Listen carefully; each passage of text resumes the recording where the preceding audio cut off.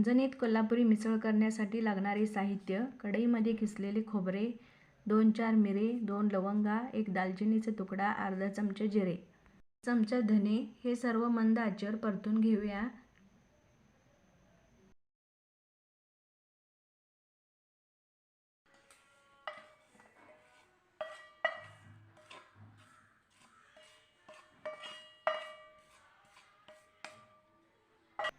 नंतर त्यामध्ये लसूण घालून मिश्रण थंड झाल्यावर दगडामध्ये चेचून घेऊया.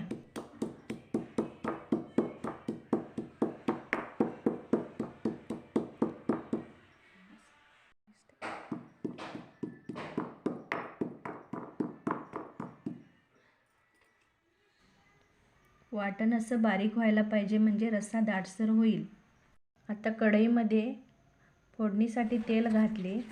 तेलात मोहरी, कांदा घालून कांदा गुलाबी होईपर्यंत परतावे.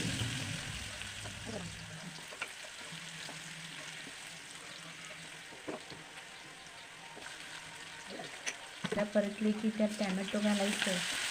टॅमॅटो तेलात मऊ झाल्यानंतर त्यात चमचाभर मिसळ मसाला, हळद पूड व ते सर्व वाटण घालून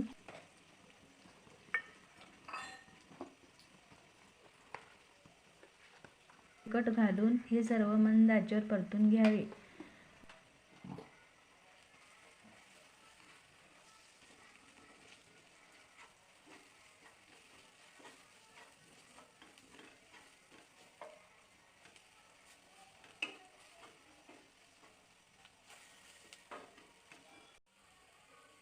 नंतर त्यामध्ये आपल्याला हवे तेवढे पाणी घालावे.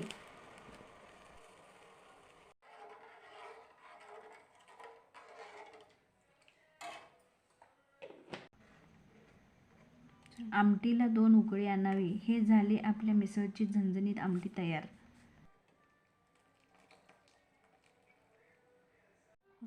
आता त्या आमटीत आपल्याला आवडीप्रमाणे उकडलेली मटकी, फरसाणा, कांदा, लिंबू, कोथिंबीर आपल्या आवडीप्रमाणे मिसळून ब्रेडसोबत खाऊया. आमटीत थोडीशी कोथिंबीर घालूया. पद्धतीने एकदा मिसळ करून पहा.